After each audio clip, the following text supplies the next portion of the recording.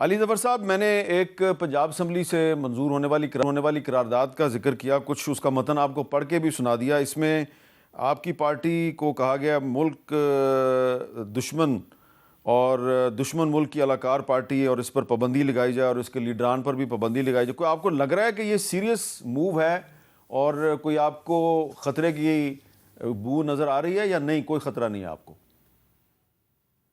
جی، خطرہ تو نہیں ہے۔ بڑی کوشش کی ہے پچھلے 2-2.5 سال سے حکومت نے، اور یہ کوشش کی ہے کہ کسی طرح پی ٹی آئی کی مقبولیت ختم ہو جائے، کسی طرح لوگ ہمیں چھوڑ دیں، کسی طرح پارٹی ڈسٹروائے ہو جائے، پارٹی میں انتشار پیدا ہو جائے، پارٹی ختم ہو جائے، لیکن وہ ممکن نہیں ہو سکا۔ اب یہ ریزولوشن جو پاس کی ہے، میجورٹی پارٹی کے پاس ہے، انہوں نے ایک ریزولوشن بنائی اور پاس کر دی، لیکن اس کی حیثیت بھی نہیں ہے، اور نہ ہی ایسا کوئی اقدام ہے قانون میں، نہ آئین میں لکھا ہے، نہ سپریم کورٹ کی ججمنٹس میں لکھا ہے، نہ کہیں الیکشن ایکٹ میں لکھا ہے کہ آپ کسی پارٹی کو ان بنا پہ یا اس ریزولوشن کی بیسس پہ آپ بین کر سکتے ہیں، ختم کر سکتے ہیں۔ پیپلز پارٹی کی بھی کوشش کی گئی تھی کہ اس کو ختم کیا جائے، وہ بھی ابھی قائم ہے۔ یقینی طور پہ ایک وقت ایسا آیا تھا کہ رانا ثناءاللہ صاحب کی پارٹی کو بھی ختم کرنے کی کوشش کی تھی، وہ بھی ابھی زندہ ہے۔ تو پارٹیز اس طرح نہیں ختم کی جا سکتی ریزولوشنز کے ذریعے یا بیان بازی کے ذریعے، وہ تو لوگوں کے دلوں سے اگر ختم ہوگی تو پارٹی ختم ہوگی۔ لیکن الیکشن کمیشن آف پاکستان نے تو کچھ ایسے اقدامات کیے ہیں نا کہ وہ کہتے ہیں جی کہ اب بیرسٹر گوہر خان صاحب جو ہیں وہ کسی پارٹی کے سربراہ نہیں ہیں اور ہم اس کو پارٹی مانتے ہی نہیں ہیں۔ تو اگر یہی الیکشن کمیشن آف پاکستان جو ہے وہ کل کو کہے جی کہ پنجاب میں جو بلدیاتی الیکشن ہو رہے ہیں یا اسلام آباد میں بلدیاتی الیکشن ہونے ہیں تو تحریک انصاف نامی پارٹی اس میں حصہ نہیں لے سکتی، تو پھر کیا ہوگا؟ دیکھیں، یہ تو پہلے بھی کر چکی ہے الیکشن کمیشن آف پاکستان۔ فروری کا جو الیکشن تھا، جنرل الیکشن، اس سے پہلے آپ کو یاد ہے الیکشن کمیشن آف پاکستان نے یہ الیکشن کو کہا تھا کہ ہم نہیں مانتے، اور وہ الیکشن ختم کر دیا تھا، اور پھر کہا تھا کہ اب دوبارہ الیکشن کرائیں۔ اور اسی طرح سپریم کورٹ نے پھر سمبل بھی لے لیا تھا ہمارا، اور ہم نے جو جنرل الیکشن لڑا تھا وہ پی ٹی آئی کے پلیٹ فارم پہ نہیں لڑا، ہم نے تو مختلف جو سمبلز ملے اس پہ لڑا، اور اس میں بھی آپ نے دیکھا کہ ہماری کامیابی ہوئی۔ اس کے بعد مجھے یاد ہے کہ میں نے لیٹر لکھا تھا الیکشن کمیشن آف پاکستان کو، اور میں نے ان سے کہا تھا کہ میں یہ الیکشن ہم کرانا چاہ رہے ہیں، آپ نے پہلا الیکشن ہمارا نہیں مانا، ہمارا دوسرا الیکشن اب ہم کرا رہے ہیں، یہ اس طریقے سے ہم کرا رہے ہیں، اور ہر پوائنٹ پہ آپ کو ہم بتاتے رہیں گے کہ الیکشن ہو رہا ہے۔ تو اگر آپ کو اس میں کوئی آبجیکشن ہے یا آپ اس کی کوئی مخالفت کرتے ہیں یا ہمیں کوئی اور ایڈوائز کرنا چاہتے ہیں تو پلیز آپ ابھی کر دیں، ہم یہ کرنے جا رہے ہیں۔ اور اس کے بعد ایک ایک پوائنٹ پہ ان کو ہم اطلاع کرتے رہے کہ آج اس طرح ہو رہا ہے، یہ ہم نوٹیفیکیشن دی ہے، آج یہ الیکشن ہوا ہے، آج یہ لوگ الیکٹ ہوئے ہیں، وغیرہ وغیرہ۔ لیکن اس کے باوجود جب آپ نے نہیں کوئی چیز ماننی، آپ نے کہیں اور سے لینی ہے اپنی ہدایات، تو الیکشن کمیشن آف پاکستان نے کہہ دیا وہ اب نہیں مانتے، وہ پچھلے الیکشن کو نہیں مانتے، اور اس کی وجہ سے وہ ہمارے جو عہدیداران ہیں ان کو بھی نہیں مانتے۔ لیکن اس کا یہ مطلب نہیں ہے کہ پارٹی ختم ہو گئی، پارٹی تو اپنی جگہ رہتی ہے۔ ٹھیک ہے، ہم دیکھیں گے، اس کا ہائی کورٹ سے فیصلہ لیں گے، اور اگر دوبارہ الیکشن کرانا پڑا تو دوبارہ بھی کرا سکتے ہیں۔ اس میں کوئی یہ مطلب نہیں ہوتا کہ آپ کا اگر الیکشن کینسل کرے، غیر قانونی بے شک کیوں نہ ہو، اس کا یہ مطلب نہیں ہوتا کہ آپ کی پارٹی ختم ہو جائے۔ پارٹی تو زندہ ہے، اور جیسا میں نے کہا ریزولوشن پاس کرنے سے بھی کوئی فرق نہیں پڑتا، لوگوں نے اس کو سنا ہے اور ہنسے ہیں اس کے اوپر، اور ہم بھی ہنستے ہیں اس قسم کی ریزولوشنز پہ۔ بدقسمتی یہ ہے کہ یہ ریزولوشن آ رہی ہے ایک ایسی جماعت سے جو کہ سیاسی جماعت ہے، جو کہ سیاست میں یقین رکھتی ہے، اور جو بھی پارٹی ہو جو سیاست میں یقین رکھتی ہے، جو آئین پہ یقین رکھتی ہے، وہ تو یہی مقابلہ کرتی ہے یا کرنا چاہیے اس کو کہ 10 پارٹیز آ جائیں، آ کے مقابلہ کریں اپنے اپنے بیانیے پہ، اور لوگ پھر ان کو الیکٹ کریں۔ تو اس قسم کی ریزولوشن پاس کرنا کہ اپنے حریف کو آپ کہیں کہ وہ الیکشنز میں اور سیاست میں حصہ ہی نہ لے، یہ اسے نظر آتا ہے کہ شاید لوگ ڈر گئے ہیں اتنے، یا وہ پارٹی اتنی ڈری ہوئی ہے، ان کو پتہ ہے کہ ہماری کوئی وقت نہیں، ہماری لوگوں میں کوئی مقبولیت نہیں، اسی لیے وہ اس طرح کی ریزولوشنز کر رہے ہیں پاس۔ اچھا رانا ثناءاللہ صاحب، یہ کوئی پنجاب اسمبلی سے جو منظور ہونے والی قرارداد ہے، اس قرارداد کے پیچھے کیا کہانی ہے؟ کیا سیریس موو ہے تحریک انصاف پر پابندی لگ سکتی ہے واقعی؟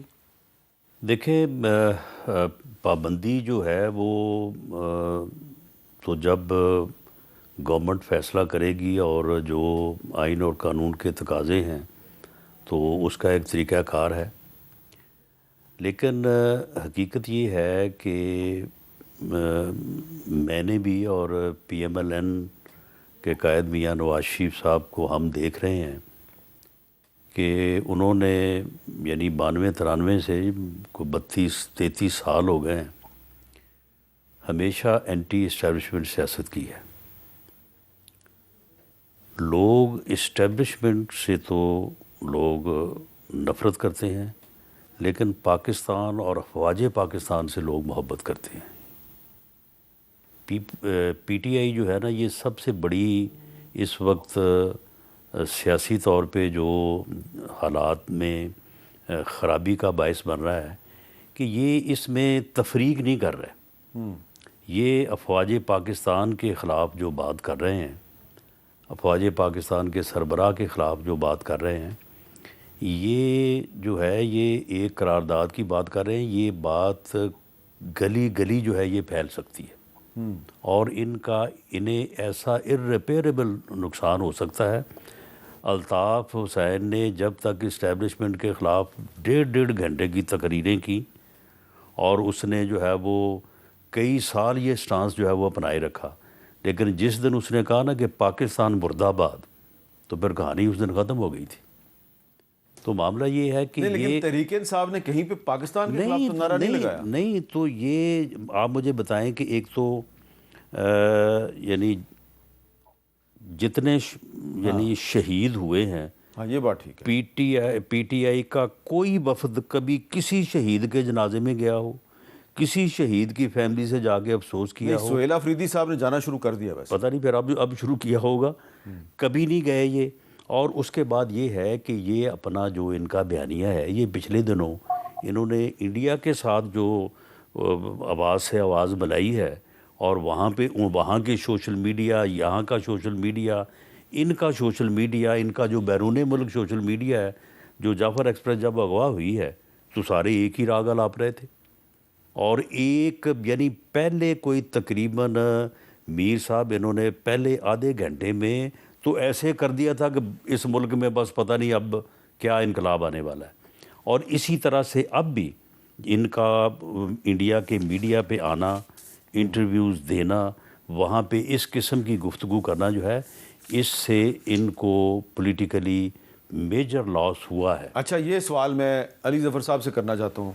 علی ظفر صاحب، یہ جو بات کی ہے رانا ثناءاللہ صاحب نے کہ عمران خان صاحب کی ایک بہن جو ہے وہ انڈیا کے ایسے ٹی وی چینل پر انہوں نے انٹرویو دیا جو کہ باقاعدہ پاکستان کے خلاف، پاکستان کی فوج کے خلاف پروپیگنڈا کرتا رہا۔ مئی 2025 میں اس نے کہا جی کہ پنڈی پہ بھی قبضہ ہو گیا ہے، لاہور پہ بھی قبضہ ہو گیا ہے، کراچی بھی تباہ و برباد ہو گیا ہے، اور پھر اور چیف آف آرمی اسٹاف گرفتار ہو گیا ہے، ہاں یہاں تک بھی خبر چلائی انہوں نے۔ جی، تو یہ اس طرح کے ٹی وی چینل پہ، میں ریپبلک ٹی وی کی بات کر رہا ہوں، جا کے انٹرویو دینا اور اس پہ شکوہ شکایت کرنا، کیا آپ نہیں سمجھتے کہ اس سے تحریک انصاف جو ہے اس کے بارے میں اس کے جو مخالفین ہیں ان کو خام خواہ کی ایک جسٹیفیکیشن پرووائڈ کی جا رہی ہے کہ یہ کہیں کہ جی یہ اینٹی پاکستان پارٹی ہے؟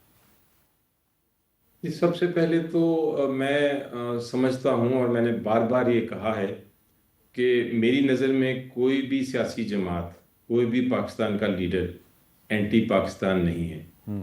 جب پاکستان کی بات آتی ہے تو پاکستان نمبر 1 ہے، اس میں کوئی شک ہی نہیں ہونا چاہیے کسی کو۔ تو بڑا افسوس ہوتا ہے جب ہم اس قسم کی ایک دوسرے کے خلاف الزامات لگاتے ہیں کہ آپ اینٹی پاکستان ہیں یا آپ اینٹی اسٹیٹ ہیں۔ ایسی مختلف آپ کی رائے ضرور ہو سکتی ہے کہ ایک چیز کو کس طرح حل کرنا ہے، کس طرح ہینڈل کرنا ہے۔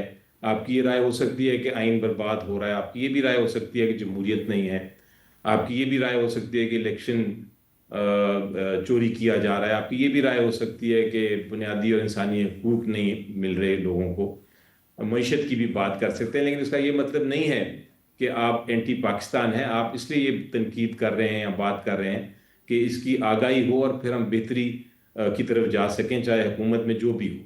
تو یہ اینٹی اسٹیٹ والا کانسیپٹ جو ہے یہ بڑا آسان ہے کہنا، اور بڑے بڑے اچھے لوگوں کو اینٹی اسٹیٹ کہا گیا ہے. میں آج تک نہ میں کہوں گا کبھی کسی کو، نہ میں اس چیز کا دفاع کروں گا. اب دوسری بات یہ ہے کہ ٹی وی چینلز پہ آنا. سب سے پہلے تو میں بتاؤں کہ میں کسی کا سپوکس پرسن نہیں ہوں.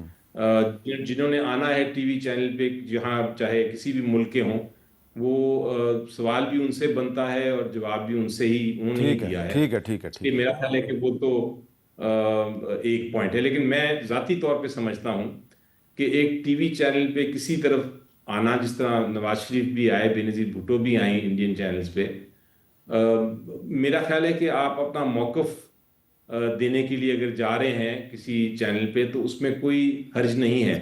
بے شک آپ کا دشمن چینل ہو، آپ ان کو جا کے اپنا پوائنٹ آف ویو دیں، ان سے بحث کریں. یہ بالکل اسی طرح ہے جس طرح ہم اپنے پاکستانی چینل پہ اگر کوئی اینکر پرسن آپ کو پسند نہیں تو آپ اس کو کہیں کہ جی میں نے اس کے پروگرام پہ نہیں جانا کیونکہ یہ اینٹی میرے بات کرتے ہیں، یا ان کے پروگرامز اینٹی کسی پارٹی کے ہوتے ہیں. میں اس چیز کے بھی خلاف ہوں. میں سمجھتا ہوں کہ اگر کوئی ایسا چینل بھی ہے یا ایسا کوئی اینکر ہے جو کہ آپ کو پاکستانی بے شک کیوں نہ ہو، جو آپ کی پولیٹیکل تھاٹ کے ساتھ نہیں چلتے، تو آپ ان کے سامنے جا کے ان کے ویورز کو بھی اپنی موقف پیش کریں. یہی خوبصورتی ہے بحث کی، اسی لیے فریڈم آف اسپیچ کہا جاتا ہے. تو ذاتی طور پہ میں سمجھتا ہوں کہ میری اگر آپشن ہو تو میں شاید کئی چینلز پہ نہ جاؤں سچویشن کو دیکھتے ہوئے. اگر کوئی ایسا انڈین چینل ہے جہاں میں سمجھتا ہوں کہ انہوں نے بہت پاکستان کے خلاف باتیں کی ہیں، تو میں شاید اپنی ذاتی طور پہ نہ جاؤں. لیکن یہ ایک پرسنل چوائس ہے. اس کو میں یہ نہیں کہوں گا کہ میں کسی کو کنڈیم کر دوں کہ انہوں نے یہ کیوں کیا یا کیوں نہیں کیا. چلیں، لیکن یہ بات درست ہے کہ ماضی میں نواز شریف صاحب بھی انڈین ٹی وی چینلز پہ جا کے بات کرتے رہے ہیں، بے نظیر بھٹو صاحبہ بھی کرتے رہے ہیں، لیکن وہ جنگی حالات نہیں تھے، یعنی کہ جنگ کے فوراً بعد وہ نہیں گئے. لیکن یہ صورتحال ذرا تھوڑی سی مختلف ہے.